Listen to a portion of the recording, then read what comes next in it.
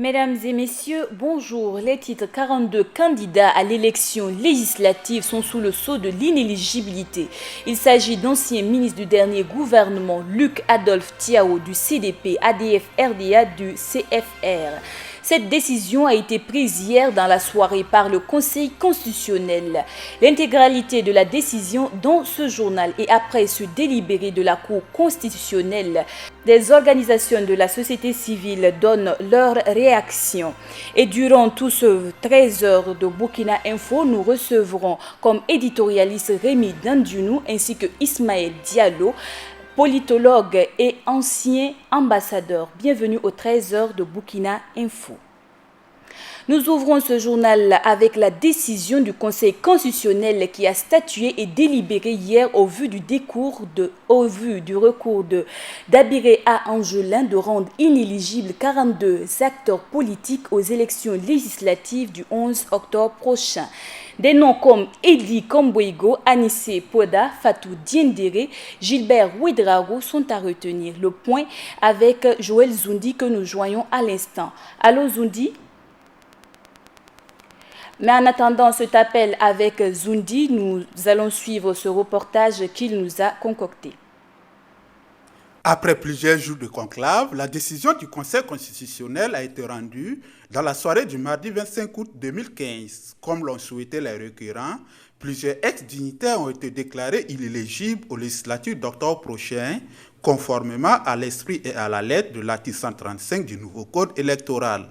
Ainsi, Edli Kombouigo, Achille Tapsoba, Fatou Diendere, pour ne citer que ces trois poids lourds du CDP, ne pourront donc pas prendre part aux élections législatives. Toussaint Abel Coulibaly, Gilbert Ouedraogo, Rasmane Ouedraogo constituent également les figures de proue des alliés du CDP qui ne seront pas du rendez-vous des législatives d'octobre prochain. Au total, 42 personnes ont été sanctionnées pour avoir, entre autres, soutenu le projet de révision constitutionnelle devant permettre à Blaise Compaoré de rester au pouvoir et ayant conduit à l'insurrection populaire du 30 et du 31 octobre 2014. Le Conseil constitutionnel n'a-t-il donc pas respecté la décision de la Cour de la CEDEAO? Non, dira-t-on. Le principal requérant, Angelin Dabiré, écrivait déjà à ses propos. En effet, l'article 135 du Code électoral est vague. Et logiquement, la Cour de la justice de la CEDEAO craignait une application expéditive et massive de cette loi sur tous les citoyens ordinaires ayant soutenu cette révision anticonstitutionnelle. Cependant, quelques anciens alliés du régime Compaoré sont passés entre les mailles, faute de preuves, notamment Sambaré Pargim, Baro Karim, Sawadogo Mahamoudou, Bari Issa, Sawadogo Dieudonné et Traoré Amadou. Suite à cette décision, nous avons rencontré l'analyste politique Abdoul Karim Saïdou du Centre pour la gouvernance démocratique et voici ce qu'il en dit. Il est au micro de Max Gombré. Je dirais deux réactions à chaud. La première chose, je pense qu'il faut noter, c'est le fait que les acteurs politiques acceptent aujourd'hui de recourir à la voie judiciaire pour régler les différents politiques. Je pense que c'est un aspect important qui montre l'attachement des différents acteurs à la légalité constitutionnelle. Parce que les conflits politiques, on peut les résoudre autrement, par la violence, par l'intimidation et par d'autres moyens extra-constitutionnels, extra-légaux. Donc je pense que le fait que la bataille politique, la compétition politique se déroule sur le terrain du droit est en soi quelque chose de positif qu'il faut saluer. Cela a été le cas pour le CDP qui est parti jusqu'à Abuja pour attaquer le code électoral. Je pense que c'est ce qu'on attend des démocrates et des républicains. Alors la deuxième chose qui me paraît essentielle à l'issue de cette décision, c'est le fait que cette décision va permettre en fait de tester, je dirais, le degré d'attachement à la démocratie, le degré de légalisme des différents acteurs politiques. Parce que dans un état de droit, dans une démocratie, les décisions de justice s'imposent à tous. Et donc l'attitude d'un républicain, d'un démocrate, c'est de prendre acte de la décision. Parce que si quelqu'un refuse de se soumettre à la décision du Conseil constitutionnel, comme je l'ai dit, ça veut dire que la personne s'expose aux sanctions prévues par la loi.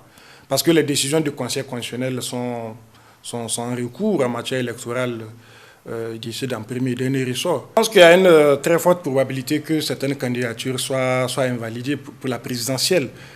Si on s'appuie sur la jurisprudence du Conseil constitutionnel, la décision qui a été rendue hier, parce qu'on sait pertinemment qu'il y a certains acteurs qui ont soutenu la modification de l'article 37 et qui sont candidats à la présidentielle. Donc on peut s'attendre à ce que ces personnes-là, que leur candidature soit invalidée si toutefois il y a eu des requêtes en vue de leur invalidation. Si on s'appuie sur la jurisprudence du Conseil constitutionnel, on peut s'attendre à ce que les leaders de l'ex-majorité voient leur candidature invalidée. Je pense au général Bassolé, je pense à Idi Kwambigo, parce qu'on a vu que sa candidature a déjà été invalidée pour les législatives.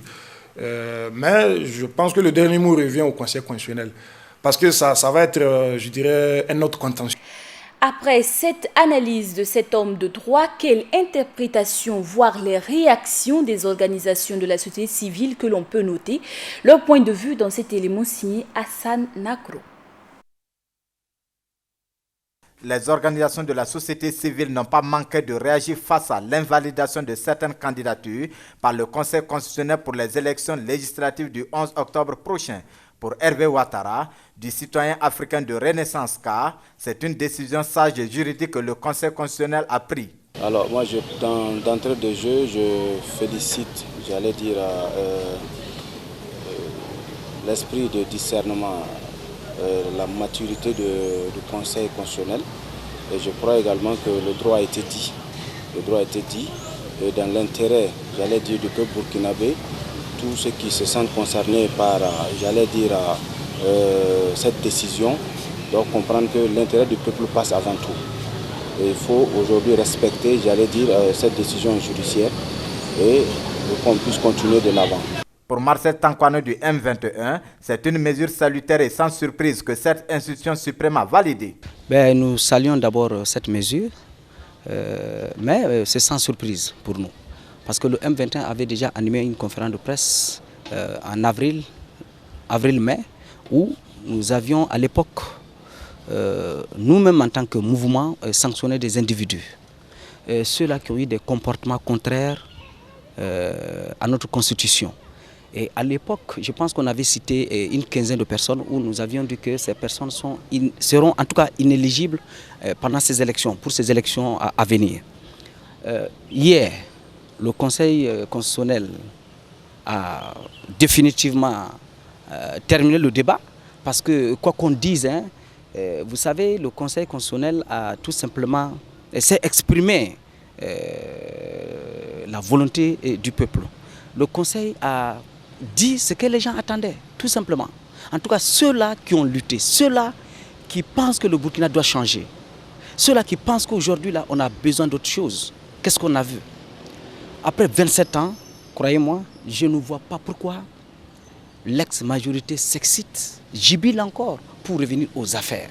Réaction positive pour Boukari Konombo du Brassard Noir qui invite les uns et les autres au respect strict de cette décision qui répond favorablement aux aspirations du peuple. Une réaction positive du moment que à toute compétition il y a des règles et il faut, avant d'aller à la compétition, il faut s'assurer que tu remplis toutes les conditions. Voilà, donc c'est vraiment, nous sommes pleinement satisfaits et nous appelons les uns les autres de respecter la décision du Conseil constitutionnel. Vous avez vu qu'il y a le leader du parti de la DFADA, à l'occurrence Gilbert Ouedraogo, qui prend acte et il accepte en tant que légaliste. En tous les cas, cette décision du Conseil constitutionnel est irrévocable. Outre ces réactions des OSC, les populations aussi ont leur mot et l'ensemble des discours se formulent comme suit. Retrouvez l'argumentaire dans ce reportage de Viviane Bama. Très attendue par de nombreuses personnes, la décision du Conseil constitutionnel d'invalider des candidatures aux élections législatives de certains dignitaires de l'ex-majorité défraie la chronique dans la capitale ouagalaise. Chacun voulant à tout prix s'informer, les journaux n'ont pas suffi dans les points de vente. Les 2 derniers mois, C'est aujourd'hui le plus vendu à cause des 42 recalés du CDP. Là. Donc depuis 7h30, les journaux observateurs pays, les autres là sont déjà finis. La plupart de ces lecteurs s'en remettent à la décision du Conseil constitutionnel. Dans un état de droit, si le droit a été dit, il faut que tout le monde se conforme au droit aussi. Parce que c'est la justice de notre pays. En tant que juridiction de Burkina Faso, si elle rend une décision, on doit la respecter. C'est une question de principe. On doit respecter la décision qui a été rendue. Dans les quartiers, les débats sur cette décision sont houleux. On hausse le ton, on défend sa position, chacun veut se faire entendre. Les avis divergent en fonction de tout un chacun, mais aussi du bord politique. C'est pas ici seulement que ça a commencé, à Côte d'Ivoire à côté. C'est presque la même chose, non? Donc c'est normal comme ça. Il doit laisser et d'autres vont tenter leur sens aussi. Oh bien. Parce que pour moi, on devrait même supprimer le CDP. Même. Ils ont fait assassiner plusieurs personnes, tu vois, non? Donc pour moi, on devrait supprimer même le CDP même en tant que tel.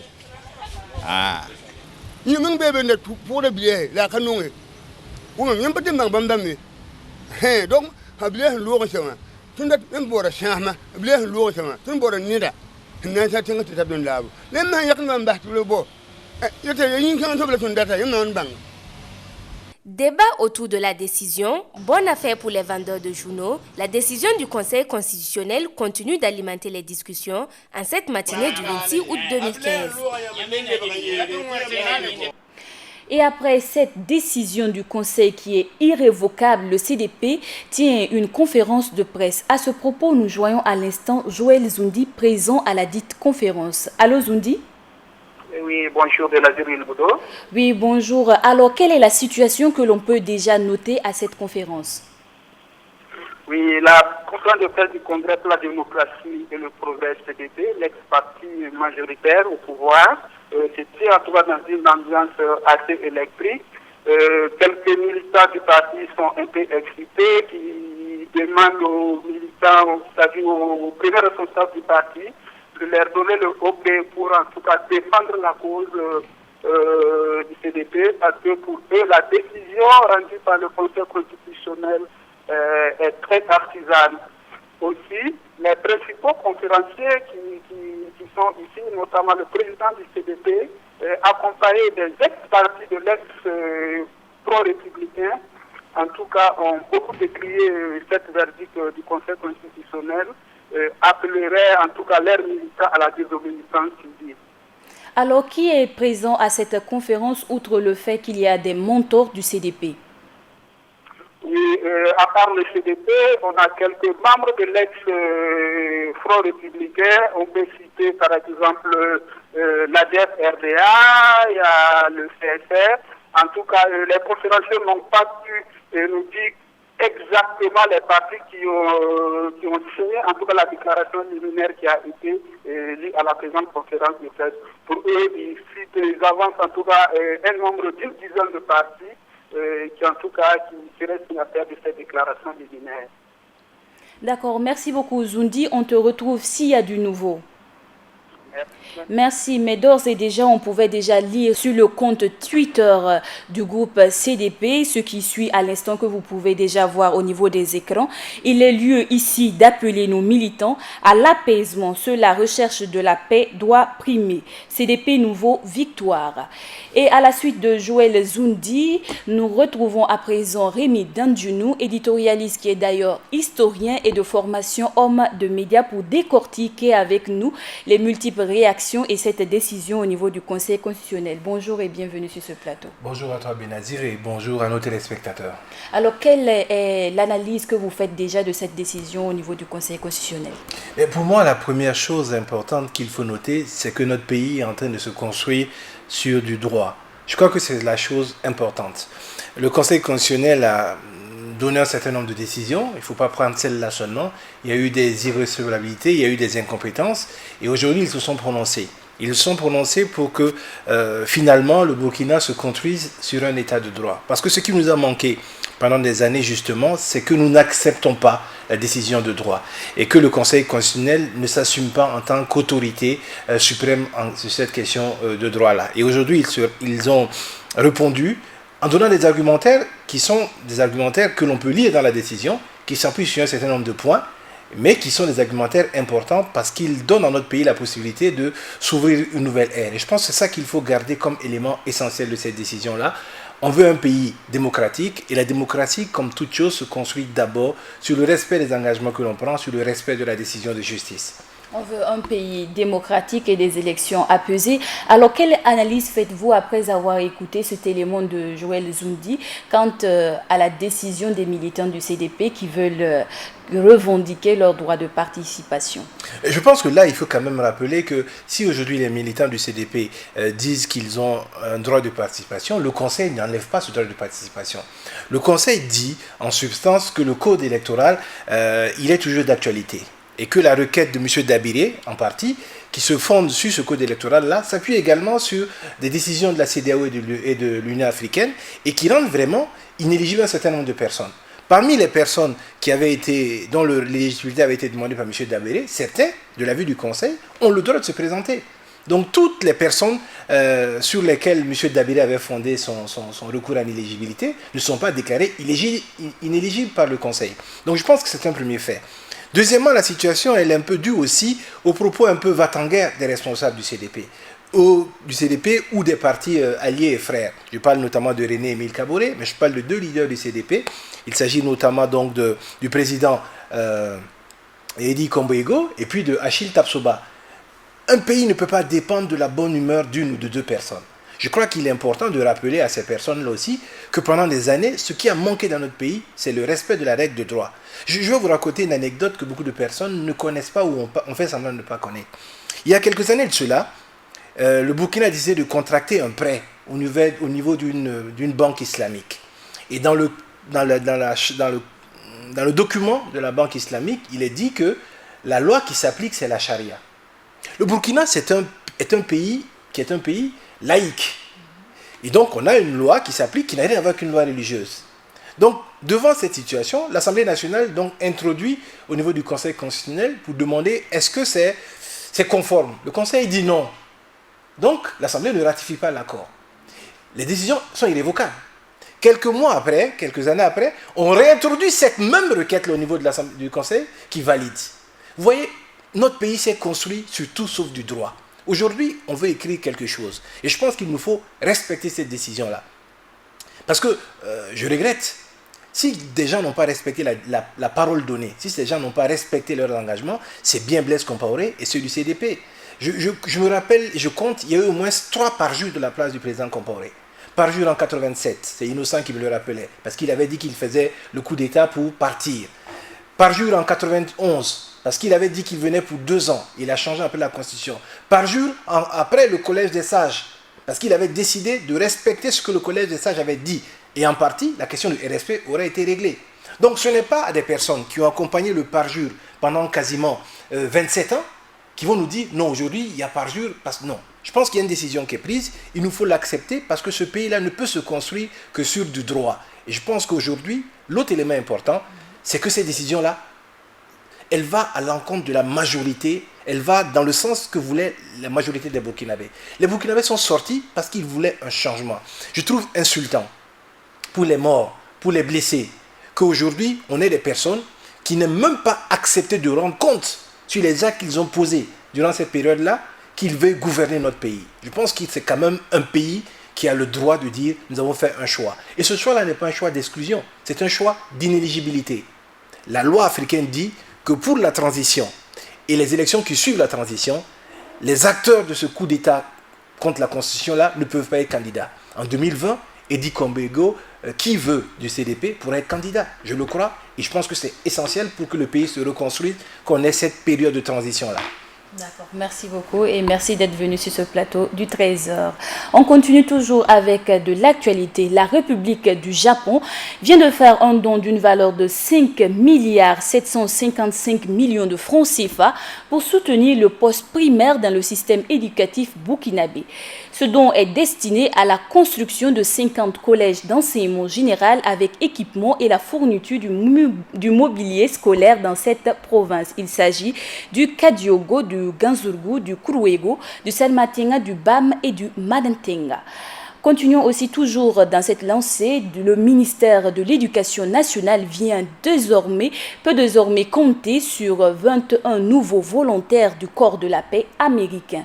Ils ont prêté serment hier au sein de l'ambassade des États-Unis d'Amérique à Ouagadougou et vont contribuer au renforcement de l'offre éducationnelle au Burkina Faso. En rappel, le corps de la paix a été créé à l'issue d'un défi lancé aux étudiants de l'Université du Michigan par le sénateur John Fitzgerald Kennedy qui leur demandait en 1960 de servir leur pays pour la cause de la paix en vivant et en travaillant dans les pays en développement. Et afin d'être des guides pour la jeune génération de diplomates burkinabés, une association des ambassadeurs à la retraite a vu le jour en août dernier. Et aujourd'hui, une conférence de presse de cette association a eu lieu. Le point avec Ibrahim Sanou. L'Association des ambassadeurs du Burkina Faso à la retraite ABF a animé une conférence de presse ce mercredi 26 août 2015. Il s'agit pour cette association de présenter les statuts qui établissent les objectifs et les missions qui régissent l'organisation. Les statuts établissent les objectifs et les missions de l'association ainsi qu'il suit. Le développement et le renforcement de la solidarité entre ses membres, ainsi que la promotion de l'esprit de corps. La contribution au rayonnement international du Burkina Faso, la contribution à la défense des intérêts des ambassadeurs, consuls généraux et ministres plénipotentiaires à la retraite, la concertation et la réflexion sur toute question de relations internationales, de politique étrangère et de diplomatie. L'ancien diplomate du Burkina Faso, le président Michel Kafando, a été beaucoup pour la création de l'ABF selon son président. Le signal ultime a été donné par les encouragements d'un des principaux diplomates du Burkina Faso. J'ai nommé son Excellence M. Michel Kafando, président du Faso, qui en janvier dernier a fermement encouragé et soutenu les membres pour la création et la mise en place de cette association. Conçue entre autres pour renforcer la solidarité des membres, l'association entend mener plusieurs activités. Les activités de l'ABF sont conçues pour renforcer la solidarité des membres. Elle dédie par ailleurs son action au renforcement du ministère des Affaires étrangères et la prospective en matière de relations internationales. Mais l'ABF n'est pas une structure du ministère des Affaires étrangères, mais elle entretiendra des rapports fonctionnels et fructueux avec lui. Créée le 18 août 2015, l'ABF est la consécration d'une longue gestation qui remonte aux années 70. Elle ambitionne ainsi d'être un acteur original du rayonnement international du Burkina Faso. Parlons économie du Burkina. Dans son rapport annuel 2014 sur la situation économique du Burkina Faso, le programme des Nations Unies pour le développement PNUD a révélé que 87% des recettes d'exportation proviennent de l'or et du coton. Selon le document rendu public hier à Ouagadougou, le pays a enregistré une croissance de 5% en moyenne au cours de la dernière décennie. Le PIB par tête a évolué dans le même sens avec un rythme moins soutenu de 2,3% en moyenne. La contribution moyenne des secteurs primaires et secondaires est respectivement de 30% et 22%. Et hors de chez nous en Espagne, l'Espagne et le Maroc ont arrêté Le lundi 24 août, 14 personnes au cours d'une opération conjointe visant des recruteurs présumés du groupe État islamique selon la BBC. Les arrestations ont été effectuées dans la banlieue de Madrid, à San Martin de la Vega et dans les villes marocaines de Fès, Casablanca, Nador, Al-Hoceima et Driouche. Selon le ministre espagnol de l'Intérieur, il a indiqué que les personnes arrêtées sont suspectées d'être impliquées dans un réseau qui envoie des combattants dans les territoires contrôlés par le groupe islamique en Syrie et en Irak. Nous recevons à présent sur ce plateau du 13h Ismaël Diallo, analyste politique. Bonjour et bienvenue sur ce plateau. Bonjour. Vous avez suivi comme nous le délibéré de la Cour constitutionnelle pour rendre inéligibles 42 candidats à l'élection législative du 11 octobre prochain. Alors quel est votre sentiment et quelle analyse faites-vous? En réalité, le propos doit être court en ce sens que tout avait été dit avant, des avis très contraires. Et maintenant que le Conseil constitutionnel a rendu sa décision, tout le monde devrait simplement respecter cette décision. Si nous sommes dans un état de droit et si nous sommes des démocrates. Mais en cela, il est vrai que, à dire vrai, nous sommes encore aux primaires de la citoyenneté et de la pratique démocratique. Les jours à venir, les heures et les jours à venir vont nous amener à constater si tout le monde se veut vraiment citoyen et démocrate. Alors, après avoir entendu le fait qu'il y a présentement une conférence du CDP dont les militants veulent aller outre cette décision de la Cour constitutionnelle du Burkina, y a-t-il à craindre pour la paix?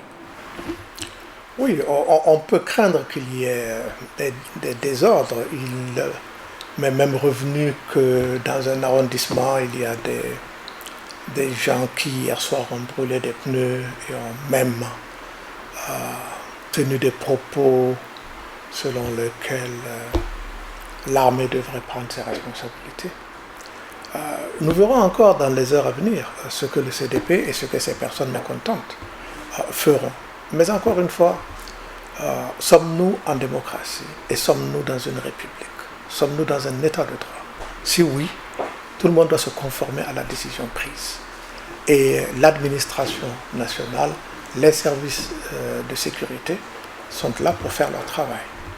Cette décision du Conseil constitutionnel peut-elle être prise comme une décision de fait aussi pour la candidature, pour les candidats à l'élection présidentielle, selon vous? Peut-être bien. Il est difficile de concevoir qu'un candidat à la députation soit déclaré inéligible et que ce candidat soit en même temps déclaré éligible à la présidence. Ça paraît un peu antinomique.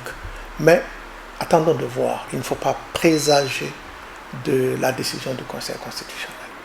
Ce qu'il faudrait simplement, c'est que nous nous assurions que tous, nous avons la même conception de ce que nous sommes dans ce pays. Encore une fois, sommes-nous des citoyens et sommes-nous en République? Sommes-nous des citoyens ou sommes-nous en République? Y a-t-il à craindre pour la paix? On peut toujours craindre pour la paix, mais la crainte aurait des éléments, des éléments matériels, si les institutions ne sont pas assez fortes pour garantir la paix. Nous sommes à un test de la citoyenneté, à un test de la démocratie et à un test de l'intégrité et de l'éthique des services de sécurité. On verra bien. Pensez-vous que dans cette décision du Conseil constitutionnel, le délibéré de la Cour de la CEDEAO a été pris en compte? Il a probablement été pris en compte, mais là également, il ne faut pas... Ce n'est pas une épée de Damoclès sur le faisceau, et c'est une décision qui a été prise très bien. Ceux qui diraient pourquoi n'avoir pas immédiatement et sans broncher exécuté la décision de la Cour de justice de la CEDEAO, on pourrait rétorquer où était la CEDEAO. au mois d'octobre. On pourrait rétorquer cela. C'est très facile pour ces organisations régionales ou internationales de venir après coup donner des leçons et dire il faut faire cela ou il fallait faire cela. Il y a toujours eu de grands débats sur jusqu'où peuvent aller les organisations internationales ou les pays dits amis quand un régime dans un pays va à la dérive. C'est difficile. Et malheureusement donc, c'est toujours en aval que l'on réagit. Bon, pour ce qui nous concerne, je pense qu'il ne faut vraiment pas se mettre martel en tête sur la décision de la Cour de la CEDEAO, vraiment. Alors, quelle peut être l'implication, voire les prochaines réactions de la société internationale au vu de la situation actuelle? La société internationale... Quelle peut être sa contribution pour entériner ces différents conflits qui, semble-t-il, prendront effet dans les prochains jours à vous suivre? La société internationale, comme vous dites, sait très bien où se trouve le droit. Et dans ce cas d'espèce, plus qu'une action judiciaire, plus qu'une question juridique, c'est une question politique et morale. Beaucoup prétendent qu'il n'y a pas de morale en politique. J'attends comme le prouve encore. Oui, c'est vrai que quand on a affaire à un personnel de politiciens et de gens qui ne vivent que de la politique, oui, toutes les compromissions sont à l'ordre du jour et sont quotidiennes. Mais quand on parle d'hommes d'État et quand on parle de politique avec un grand P, c'est-à-dire de gouvernance, là, il y a des règles et il faut comprendre. Et humblement et personnellement, je laisse la question juridique aux juristes. J'ai fait du droit, mais je ne prétends pas être un expert dans ce domaine. Et je considère cette question sur le plan, encore une fois, politique et moral. Politiquement, il y a un régime qui a tenté une forfaiture, une corruption de la Constitution, qui, dans tous nos textes et dans les textes régionaux et internationaux, sont interdits. Ce régime a persisté et a conduit même à des morts. Et la question morale est que lorsqu'on a fait cela, lorsqu'on est auteur d'un délit, d'un crime de ce genre, le minimum, c'est d'être humble, c'est de faire profil bas, d'accepter qu'on a eu tort et de laisser passer le temps. Hélas, le pouvoir défunt n'a pas voulu politiquement accepter son erreur, encore moins faire son mea culpa au plan moral. Et maintenant, parmi ceux qui étaient au pouvoir jusqu'en octobre, il y en a qui veulent s'opposer ou s'insurger contre la décision du Conseil constitutionnel. Il faudrait simplement que les institutions prouvent qu'elles ne reculent pas. Y a-t-il à craindre, M. Diallo, qu'il y ait un coup d'État, vu qu'avant l'adoption même du nouveau code électoral le 7 avril dernier, il y a eu un événement à Tambwao avec l'enlèvement d'un expatrié. Et récemment, avant cette décision de la Cour constitutionnelle du Burkina, on assiste à un événement fort malheureux au niveau de Oursi. Toutes les spéculations sont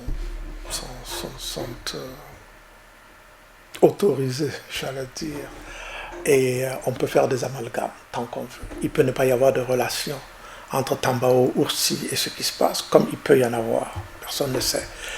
Est-ce qu'il y a une crainte d'un coup de force? Par qui? Par l'armée tout entière? Par une partie de l'armée? Je ne sais pas lire dans une boule de cristal, mais j'ose penser et croire que s'il y a un coup de force, il faudrait que les auteurs de coups de force soient prêts à tuer des milliers de personnes. Et est-ce qu'ils vont asseoir leur régime sur le cadavre de milliers de personnes? Et c'est en ce moment que le sens de la désobéissance civile aura son propre sens. Et on verra comment ceux-là vont gouverner. Parce que les armes qu'ils détiennent ne sont pas leurs armes. Ce sont les armes du peuple. Ce ne sont pas leurs armes. Ils ont les armes comme un pilote à la commande de l'avion, comme un chirurgien a le matériel de chirurgie, mais ça s'arrête là. Hein? Le fait d'avoir une arme ne leur donne pas la licence d'utiliser ces armes contre le peuple. Une dernière question, celle relative aux élections présidentielles, à savoir qu'on a des candidatures de militaires. Alors, quelle peut être la décision, selon vous, de la Cour constitutionnelle? On verra bien. Mais je voudrais personnellement espérer que ce sera la dernière fois que nous aurons des militaires qui allègrement vont de l'uniforme à la tenue civile pour être candidat à la présidence. Chacun devrait savoir exactement ce qu'il veut et être là où il doit être. Quand on est militaire, on reste un militaire. Quand on veut faire de la politique, on quitte l'armée et suffisamment à temps pour redevenir un civil et aspirer à ce que l'on veut. Mais on ne peut pas prétendre, différemment de tous les autres citoyens, avoir soit la latitude, la possibilité, la liberté d'aller et venir de l'armée au civil, de l'armée au civil. Mais à l'heure, il faut les excuser et les comprendre, ces militaires. Ça fait 49 ans qu'ils dirigent le pays. Et aucun d'entre eux n'est dans l'armée depuis 49 ans. Alors, comme on dit, ils sont nés trouvés. Donc, il faut les comprendre. Ça ne veut pas dire qu'il faut les excuser et ça ne veut pas dire que ça doit continuer.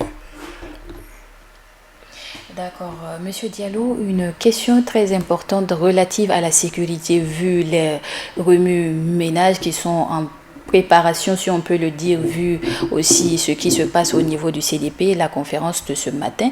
Alors, quelles devraient être les mesures que l'État devrait prendre pour garantir la sécurité des Burkinabés et la légitimité des élections à venir? L'État doit être proactif. Il ne doit pas attendre qu'un événement survienne pour réagir. Il doit avoir suffisamment de capacité d'information et de renseignement pour prévenir toute manifestation hostile ou toute manifestation en marche de la loi. Et une fois que cela est fait, il ne faut pas transiger. Il ne faut pas hésiter à faire appliquer la loi.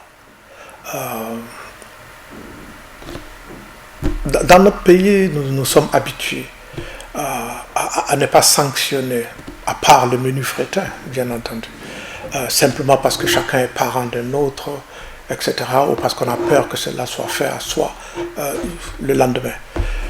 Mais il est grand temps que nous ayons des institutions qui fonctionnent et que la loi soit dite et que les sanctions soient appliquées à tous les contrevenants. Un fait majeur, celui de Oursi, qui a vu la mort de Basuleiman Il Boudou. Quel est votre sentiment vu la porosité selon Yedan, un militaire, un gendarme à la retraite? Oui, hélas, c'est dommage. Et je suis un peu perplexe quand j'entends dire que ces criminels se sont enfuis en courant. Y avait-il des motocyclettes ou des véhicules pour les poursuivre? Et ils étaient combien? 3? C'est pas beaucoup, 3. Alors, et qu'on ne les retrouve pas 3 jours après? J'ai un problème avec ça.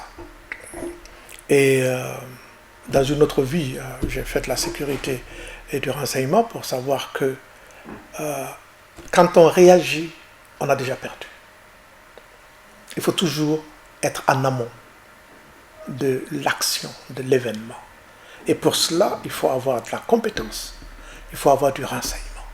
C'est la clé de toute action. Quel type de renseignement?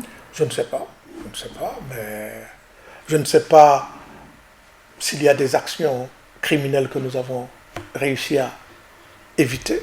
Si c'est le cas, oui, donc nous avons un bon service de renseignement. Mais nous n'avons pas su prévenir Tambao, ni prévenir Oursi. On ne peut pas tout prévenir, ne nous faisons pas d'illusions. Mais si la réaction est prompte et forte, on peut réduire l'impact de l'image que ça donne. Tambao, ce Roumain, je crois, jusqu'à présent, n'a pas été retrouvé. On n'a même aucune trace de là où il est. Aucune information. C'est l'omerta sur cette question. Et Oursi, très bien, 3 individus arrivent, tirent et puis et s'enfuient à pied. Et on ne sait pas où ils sont, on ne les trouve pas. Et il devrait y avoir un communiqué chaque jour pour faire le point. Soit du ministère de la Sécurité, oui, il devrait y avoir un communiqué chaque jour pour nous dire les équipes de recherche sont à tel endroit, ont interrogé des personnes et voici le résultat, jusqu'à ce qu'on retrouve ces personnes. Alors, un dernier mot à l'endroit de tous les téléspectateurs, mais aussi des acteurs politiques du Burkina. Voilà. Le dernier mot, c'est hâtons-nous d'être de vrais citoyens. Hâtons-nous d'être de vrais Burkinabés.